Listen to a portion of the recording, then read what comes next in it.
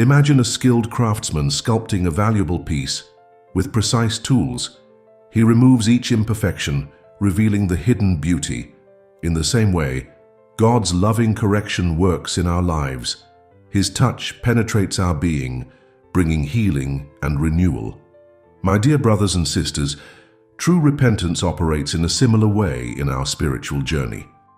Today, I invite you to immerse yourself in the words of Psalm 51, where we find three powerful principles about divine mercy and the depth of sincere repentance.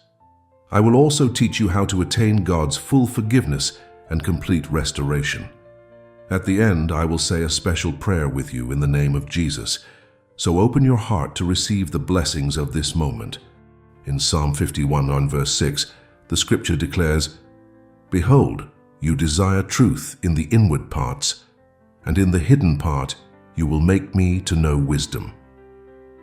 When we understand the vastness of God's mercy, we are transformed from the inside out.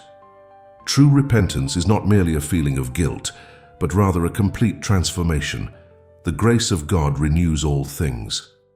The Gospel of Matthew, chapter 11, verse 28, invites us, "Come to me, all you who labor and are heavy laden, and I will give you rest." Genuine restoration begins when we cease our own efforts and allow God to work within us. His mercy not only forgives, but also molds us according to His will. Now, let us reflect on three essential truths in Psalm 51. First truth, the power of true confession. My brothers and sisters, this psalm begins with one of the most sincere prayers in the Bible. In verse 3, David confesses, "For I acknowledge my transgressions, and my sin is always before me." This teaches us that genuine confession begins when we stop seeking excuses. Notice how David did not attempt to minimize his failures, nor place the blame on others. He faced his reality with humility before God. In verse 4 he continues, "Against you, you only, have I sinned and done this evil in your sight." Every sin, above all, is an offense against God. When we draw near to the Lord with sincerity, something extraordinary happens. The book of Proverbs, chapter 28 or in verse 13, teaches, "He who covers his sins will not prosper, but whoever confesses and forsakes them will have mercy." The first step toward healing is taking full responsibility. David pleads in verse 2, "Wash me thoroughly from my iniquity and cleanse me from my sin." This purification takes place when we open our hearts to God. In 1 John chapter 1 verse 8, it is written, "If we say that we have no sin, we deceive ourselves, and the truth is not in us." Hiding our faults only imprisons us further. God already knows everything, but He waits for us to come to Him with an open heart. In the book of James chapter 5 verse 16, we read, "Confess your trespasses to one another, and pray for one another, that you may be healed." Confession brings freedom because it removes the weight of sin. Look at David's prayer in verse 7. "Purge me with hyssop, and I shall be clean. Wash me, and I shall be whiter than snow." This is the kind of transformation that only honest confession can bring. In verse 8, he cries out, "Make me hear joy and gladness, that the bones you have broken may rejoice." Even in the midst of pain, David knew that God would restore his joy. In Isaiah chapter 1 verse 18, the Lord proclaims, "Though your sins are like scarlet, they shall be as white as snow." This promise assures us that no sin is too great for God's mercy. In verse 10 of Psalm 51, David pleads, "Create in me a clean heart, O God, and renew a steadfast spirit within me." When we confess sincerely, God not only forgives us, but completely renews us. Second truth, the path of deep repentance.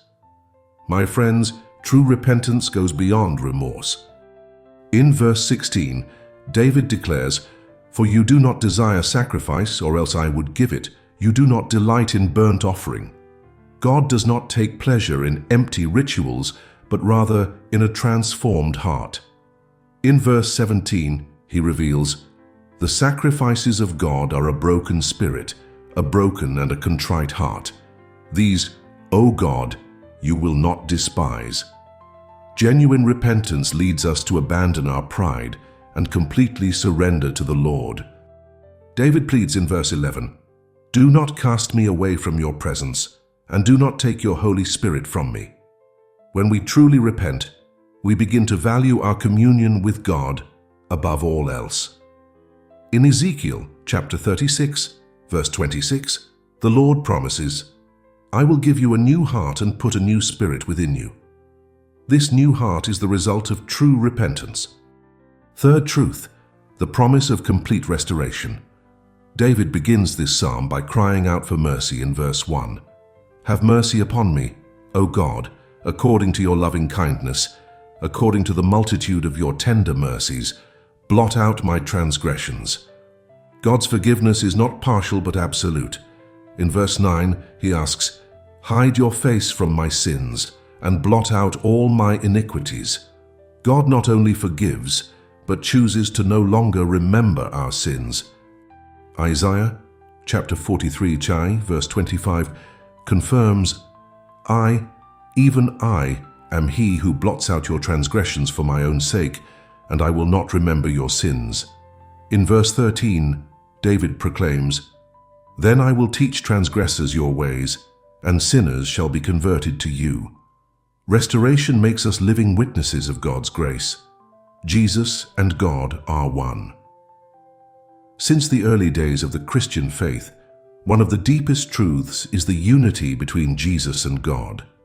This is not merely a theological discussion, but an essential revelation about the divine nature. To understand this truth, let us look at a powerful moment in the Scriptures.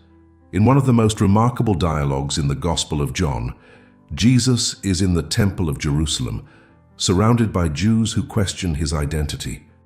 He boldly declares, "I and my Father are one," John 10:30. Upon hearing this, the crowd picked up stones to stone him because they understood that he was placing himself on the same level as God. But Jesus, without fear, reaffirmed his identity and mission. He came into the world so that men might know the Father. If Jesus were merely an enlightened man or a great prophet, his statement would have been blasphemy.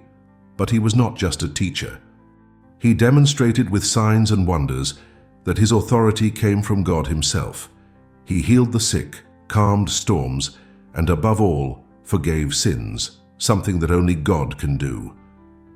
The revelation of the unity between Jesus and God is central to our faith, because it shows us that we are not following an ordinary intermediary, but the very Creator who became flesh to reach us.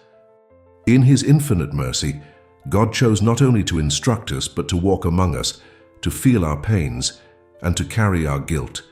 Imagine an author writing a novel. He loves his creation so much that he desires to interact directly with the characters. But how can an author enter his own story? He creates a role for himself within the narrative. Thus, without ceasing to be the writer, he becomes part of the story.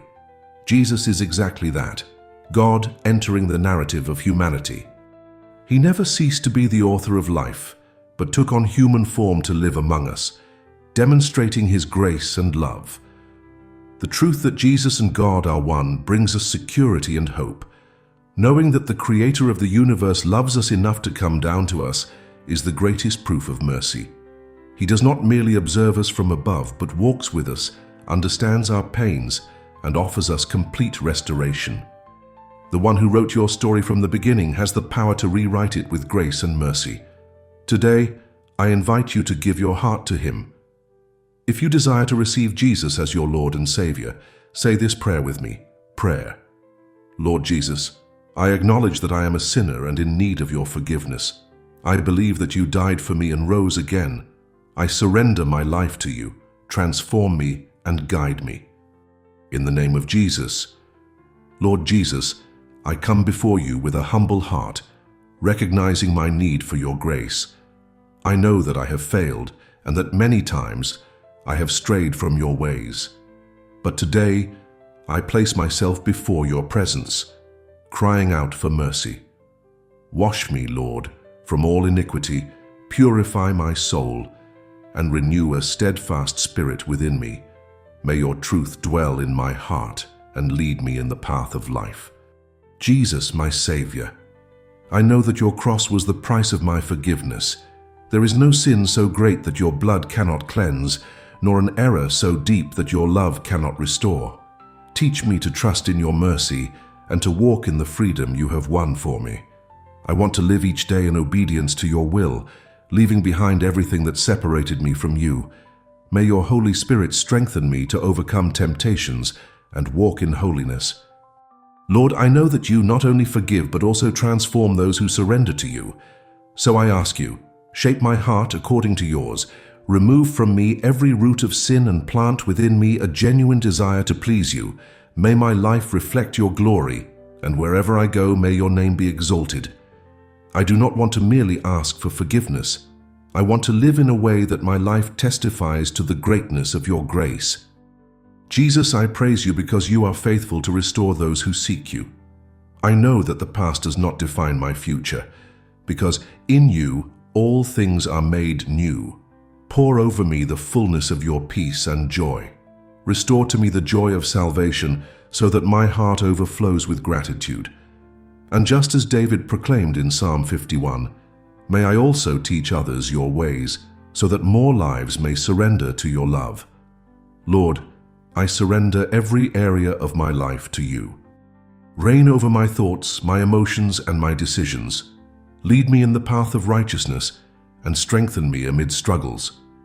I know that nothing can separate me from your love, so I cling to your promise of complete restoration. Thank you, Jesus, for forgiving me, transforming me, and never giving up on me.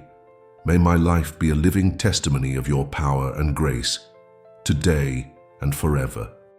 Amen. Let us pray the Lord's Prayer together. Our Father, who art in heaven, hallowed be thy name. Thy kingdom come, thy will be done, on earth as it is in heaven. Give us this day our daily bread, and forgive us our trespasses, as we forgive those who trespass against us. And lead us not into temptation, but deliver us from evil. For thine is the kingdom, the power, and the glory, forever. Amen. Now, declare these truths in faith. I am restored by the power of the grace of Jesus, and no condemnation can separate me from his love. God's forgiveness completely sets me free, and in Christ, all things are made new in my life. My sincere confession opens the doors to divine restoration, and God transforms my weaknesses into testimonies of victory. The mercy of the Lord not only erases my sins, but renews my heart and strengthens my spirit to walk in holiness. I choose to leave behind every weight of the past and to live in the freedom that Jesus won for me on the cross. The Holy Spirit guides me, teaches me, and strengthens me to live according to God's will, reflecting his glory wherever I go. Nothing can separate me from the love of God, and his faithfulness sustains me in every step of my journey of faith. My dear brothers and sisters, may this message have found a place in your hearts, and may the powerful work of Jesus' restoration completely transform your life. True repentance brings us into the presence of God, and his mercy reaches us with a love that never fails. No matter how far you have strayed, how heavy your burden is, or how deep your mistakes may be, Jesus is ready to renew your soul and restore your hope. If today you feel the touch of the Holy Spirit, do not ignore this call. Surrender everything to Jesus, confess your faults, allow him to heal your wounds and guide your steps. Remember, he not only forgives but transforms and leads you to the purpose for which you were created. The grace of God has no limits, and his love is greater than any condemnation. If this message has spoken to you, I invite you to strengthen your faith by seeking intimacy with God through prayer and the reading of the Bible. Remain firm in his presence and trust in the complete restoration he has for you. The Lord never abandons those who seek him sincerely.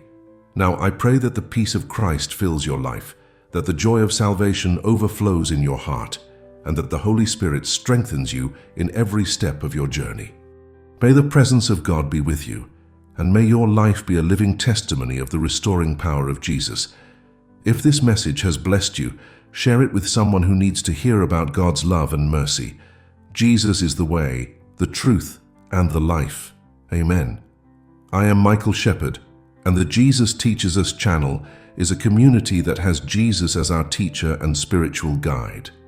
If you identify with this, subscribe to our channel and activate notifications to become part of our community. Jesus is the way, the truth, and the life.